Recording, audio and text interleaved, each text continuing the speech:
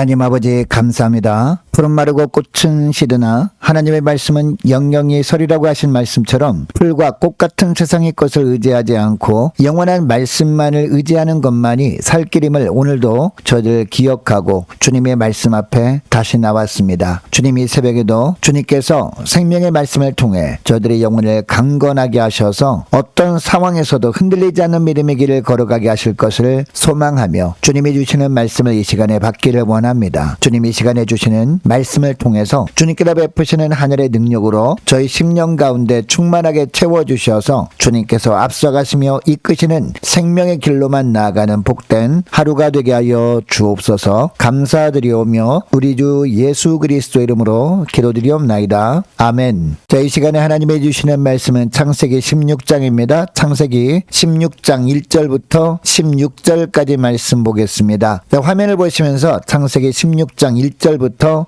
함께 합독하시겠습니다. 아브라함의 아내 사레는 출산하지 못하였고 그에게 한 여종이 있으니 애굽 사람이요 이름은 하갈이라. 사레가 아브라함에게 이르되 여호와께서 내 출산을 허락하지 아니하셨으니 원하건대 내 여종에게 들어가라. 내가 혹 그로 말미암아 자녀를 얻을까 하노라 하매 아브라함이 사레의 말을 들으니라. 아브라함이 아내 사레가 그 여종 애굽 사람 하갈을 데려다가 그 남편 아브라함에게 첩으로 준 때는 아브라함이 가나안 땅에 거주한 지 10년 후였더라. 아브라함이 하갈과 동침하였더니 하갈이 임신함에 그가 자기의 임신함을 알고 그의 여주인을 멸시한지라. 사레가 아브라함에게 이르되 내가 받는 모욕은 당신이 받아야 옳도다. 내가 나의 여종을 당신의 품에 두었거늘 그가 자기의 임신함을 알고 나를 멸시하니 당신과 나 사이에 여호와께서 판단하시기를 원하노라. 아브라함이 사라에게 이르되 당신의 여종은 당신의 수중에 있으니 당신의 눈에 좋을 대로 그에게 행하라 하매 사라가 하갈을 학대하였더니 하갈이 사라 앞에서 도망하였더라. 여호와의 사자가 광야의 샘물 곁 곧 술기의 샘 곁에서 그를 만나 이르되 사라의 여종 하갈아 내가 어디서 왔으며 어디로 가느냐. 그가 이르되 나는 내 여주인 사라를 피하여 도망하나이다. 여호와의 사자가 그에게 이르되 내 여주인에게로 돌아가서 그 수하에 복종하라. 여호와의 사자가 또 그에게 이르되 내가 내 씨를 크게 번성하여 그 수가 많아 셀 수 없게 하리라. 여호와의 사자가 또 그에게 이르되 내가 임신하였은즉 아들을 낳으리니 그 이름을 이스마엘이라 하라. 이는 여호와께서 내 고통을 들으셨음이니라. 그가 사람 중에 들나귀 같이 되리니 그의 손이 모든 사람을 치겠고 모든 사람의 손이 그를 칠지며 그가 모든 형제와 대항해서 살리라 하니라. 하갈이 자기에게 이르신 여호와 이름을 나를 살피시는 하나님이라 하였으니 이는 내가 어떻게 여기서 나를 살피시는 하나님을 배웠는고 함이라. 이러므로 그 샘을 부엘라 헤로이라 불렀으며 그것은 가데스와 베레 사이에 있더라. 하갈이 아브라함의 아들을 낳음에 아브라함이 하갈이 낳은 그 아들을 이름하여 이스마엘이라 하였더라. 하갈이 아브라함에게 이스마엘을 낳았을 때는 아브라함이 86세였더라. 아멘. 여러분, 하나님은 언약의 하나님이십니다. 그리고 그 언약을 반드시 이루시는 신실하신 하나님이십니다. 그런데 하나님의 약속이 이루어지기까지 하나님께서 우리에게 요구하시는 것이 있습니다. 바로 하나님의 약속이 이루어질 때까지 인내하며 기다리는 믿음으로 사는 겁니다. 여러분, 우리가 생각하기에 하나님께서 우리에게 하신 약속을 빨리 이루어주시면 좋을 것 같을 때가 있습니다. 그런데 아무리 기다려도 하나님의 약속이 이루어지지 않는 것처럼 보일 때 여러분, 우리에게 어떤 마음이 듭니까? 하나님께서 약속하신 것을 진짜 이루시는 것일까라는 의심이 듭니다. 아니면 혹시 하나님이 우리에게 하신 약속을 잊으신 것은 아닐까라는 생각이 들기도 합니다. 그리고 때로는 기다리다가 지쳐서 하나님이 원하시는 방법이 아니라 내가 생각해낸 방법으로 문제를 해결하고 싶을 때도 있습니다. 그러나 우리가 반드시 기억해야 될 것은 하나님의 약속은 반드시 하나님의 때에 하나님의 원하시는 방법으로 이루어진다는 사실입니다. 여러분, 우리의 조급함 때문에 우리가 하나님보다 앞서 나가면 어떻게 될까요? 그것을 통해 문제가 해결되는 것이 아니라 그것이 오히려 우리를 찌르는 가시와 올무가 되어 돌아온다는 것, 이것을 오늘 본문은 우리에게 보여주고 있습니다. 여러분, 창세기 15장에 보면 하나님께서 아브라함에게 내 몸에서 날 자가 내 상속자가 될 것이라고 합니다. 즉 아들을 주시겠다라는 약속이었습니다. 그러나 시간이 흘러도 아이 소식이 없자 아브라함의 아내 사레가 먼저 지쳐서 마음속으로 하나님께서 나에게는 출산을 허락하지 않으셨나 보다라고 생각을 합니다. 그래서 어떻게 합니까? 자기 남편 아브라함에게 자기의 몸 중 하갈을 통해 자녀를 얻자라고 제안을 합니다. 문제는 하나님께 언약의 말씀을 들은 아브라함이 이 제안을 받아들이고 사레의 몸 중 하갈이 임신을 하게 되었는데 이때부터 가정의 평화가 깨지기 시작한 겁니다. 임신한 하갈이 아이를 갖지 못하는 자기 여주인 사레를 멸시합니다. 이에 사레는 분노와 상처로 하갈을 학대한 겁니다. 결국 하갈이 어떻게 합니까? 집에서 나가버립니다. 여러분, 이처럼 우리가 인내하지 못하고 하나님이 원하지 않는 인간적인 방법으로 문제를 해결하려고 하면 문제가 해결되는 것이 아니라 더 큰 문제가 생기게 된다는 것을 기억하고 하나님의 때까지 인내하며 지내시는 믿음의 종들 되시기를 축복합니다. 자, 그런데 여러분, 놀라운 것은요, 고통 가운데 있는 자를 돌보시는 하나님의 모습입니다. 여러분, 자기 여주인 사레의 학대를 견딜 수 없어서 집에서 도망친 하갈에게 하나님이 찾아오십니다. 그리고 하나님께서 하갈에게 말씀하십니다. 9절을 보세요. 내 여주인에게로 돌아가서 그 수하에 복종하라 라고 하십니다. 또 하나님은 앞으로 태어날 아들의 이름도 이스마엘이라고 지어주십니다.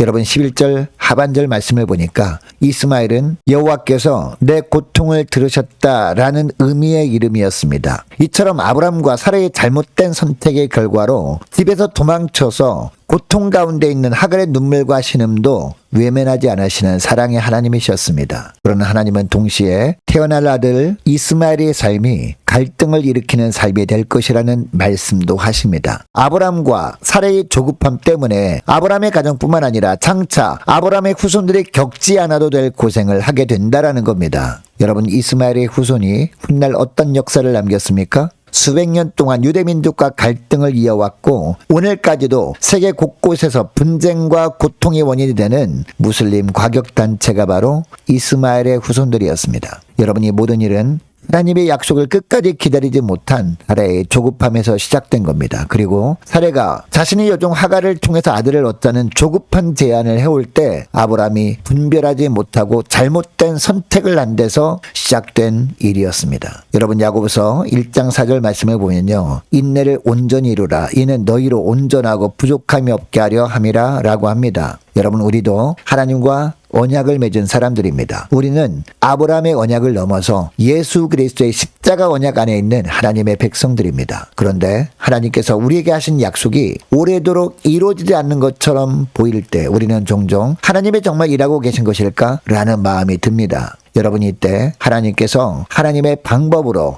약속을 이루실 때까지 조금만 더 믿음으로 기다릴 수 있는 저와 여러분 되시기를 바랍니다. 여러분, 아브라함은 하나님의 약속을 받은 사람이었습니다. 그렇다면 어떤 상황에서도 하나님의 말씀이 최종 기준이 되어야 했습니다. 그러나 그는 합리적인 것처럼 보이는 아내의 말을 따랐고 결국 하나님의 말씀보다 인간의 판단을 앞세우고 말았습니다. 여러분, 오늘날도 사단은 그럴듯해 보이는 방법, 현실적으로 더 쉬운 선택으로 우리를 유혹합니다. 그래서 우리는 더욱 말씀에 가까이 함으로 말미암아 무엇이 하나님의 뜻인지 잘 분별해야 하는 겁니다. 여러분, 하나님이 약속하셨다면 그 약속은 반드시 이루어집니다. 그러므로 하나님의 때까지 인내하며 기다리는 그 믿음을 가지시는 저와 여러분 되시기를 원합니다. 하나님의 말씀을 모든 판단의 기준으로 삼으시는 저와 여러분 되시기를 원합니다. 조급함 대신 하나님의 약속을 신뢰하는 편을 선택하시는 저와 여러분 되시기를 주 이름으로 축복합니다. 자, 오늘 말씀을 기억하고 이 시간에 기도할 때 이렇게 기도했으면 좋겠습니다. 하나님, 하나님의 약속이 이루어질 때까지 끝까지 인내하는 믿음을 주옵소서. 순종할 말과 거절할 말을 잘 분별할 수 있도록 말씀을 더 가까이 하는 하루가 되게 하옵소서. 우리의 모든 결정이 오직 하나님의 말씀을 기준으로 이루어지는 결정이 될 수 있도록 은총 내려 주옵소서.